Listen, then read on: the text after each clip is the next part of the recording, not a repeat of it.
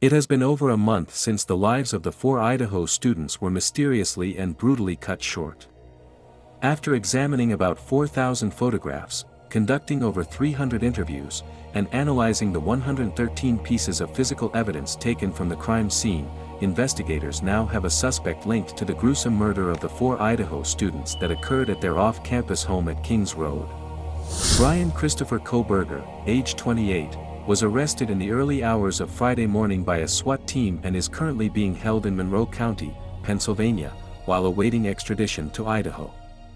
Kohberger is a PhD college student at Washington State University, within the Department of Criminal Justice and Criminology, and did not attend the University of Idaho.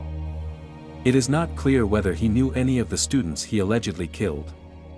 His campus was said to be a 15-minute drive from Moscow, Idaho.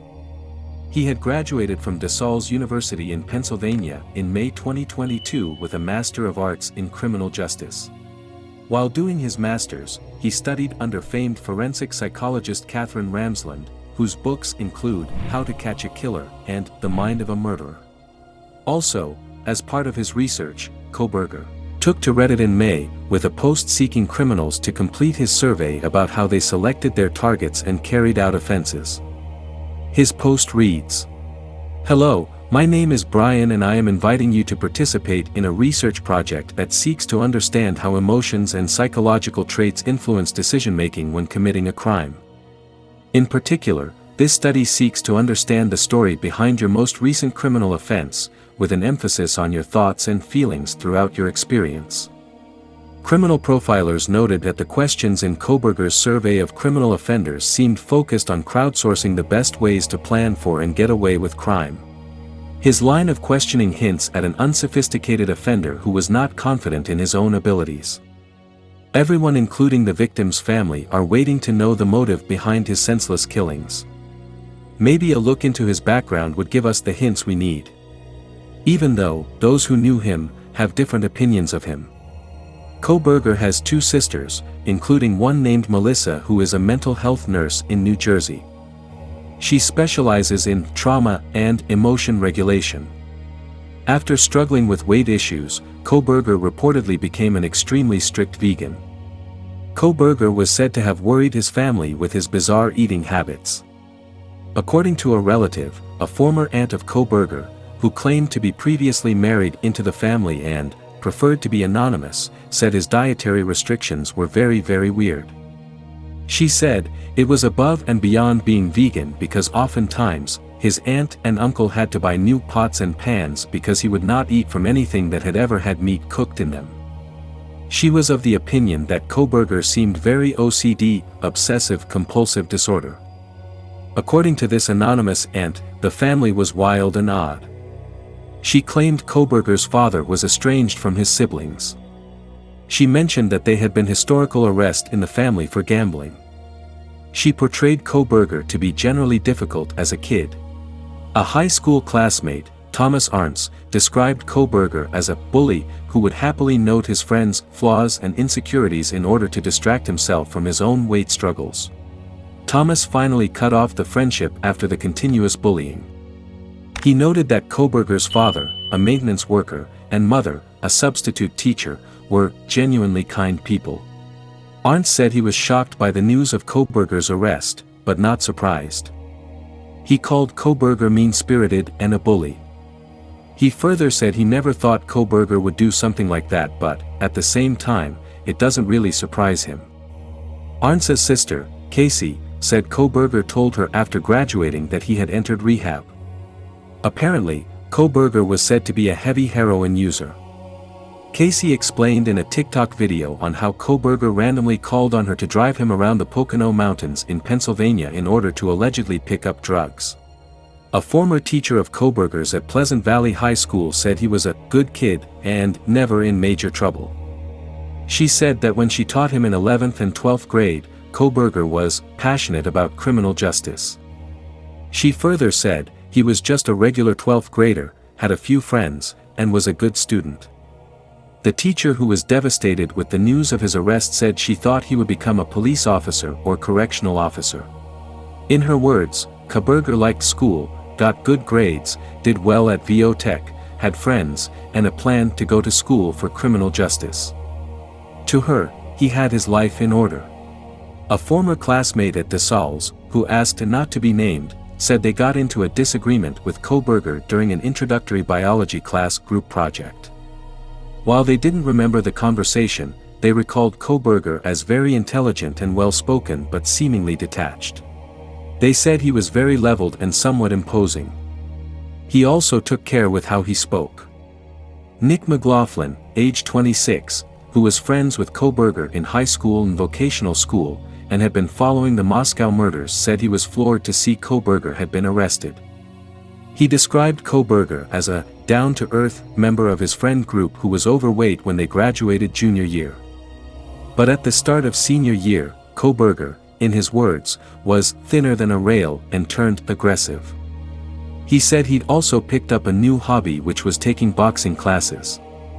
He said Kohberger was always known to want to fight somebody, he was bullying people. McLaughlin went on to say that he and Kohberger would spend half the school day at Pleasant Valley High before heading to Monroe County's vocational school, where they took classes related to heating and air conditioning work. He said Kohberger also took criminal justice courses to potentially become a cop. McLaughlin said the friendship ended when Kohberger began putting moves.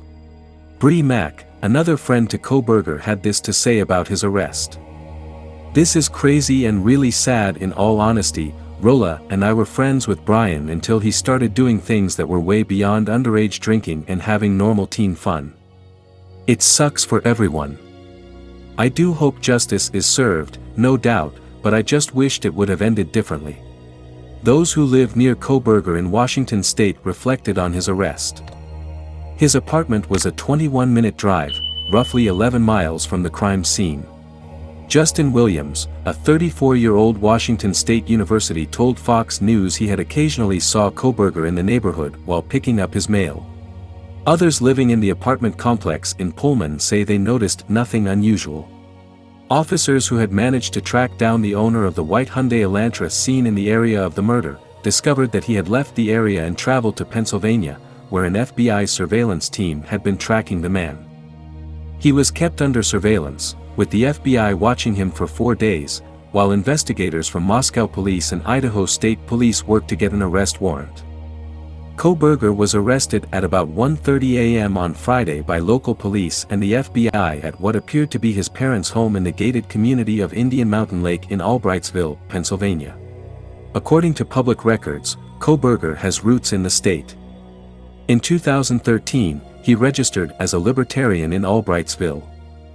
Law enforcement sources said Kohberger's DNA was discovered at the scene of the crime. Though he has no criminal record that would put his DNA on file, investigators were able to match genetic evidence to a family member of the suspect using genealogy databases. In August 2021, Kohberger appears to have worked in the Pleasant Valley School District as a casual security officer. Police carried out a search warrant on Friday morning on his Pullman, Washington, apartment and office, which are both located on campus. They arrived at 7:30 a.m., hours after he was arrested. Authorities were seen at his office on the University of Washington Pullman campus, with cop cars from Washington State University Police, parked outside Wilson Short Hall, which houses the Criminology department. Officers were inside the building, at the entrance to room 12 where Kohberger shared space with 2 other PhD students. The police also searched his home at the Steptoe Village apartment complex in Pullman, Washington. According to prosecutor Bill Thompson at the press conference, Kohberger has been charged with 4 counts of first-degree murder and 1 of felony burglary.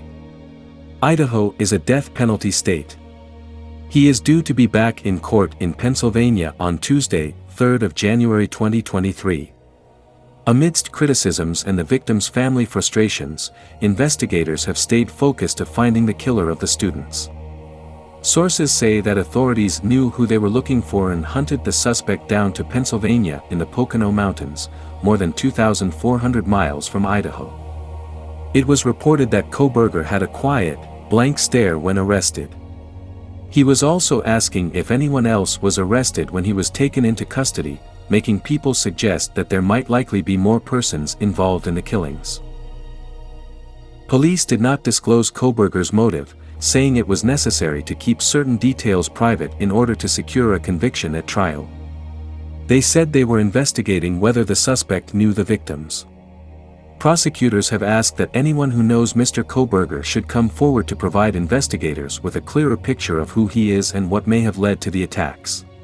The police said that an Elantra has been recovered from his Pennsylvania hideout, but the murder weapon is yet to be found. Kohberger, who is expected to be extradited to Idaho, has already appeared before a judge and was ordered to be held without bond. The family of Idaho murder victims Kaylee Goncalves and Ethan Chapin say they are relieved that a suspect in the brutal killings has finally been arrested. We pray that justice is eventually served so that the family of the victims can start with their healing process. Thank you for watching. Subscribe for updates.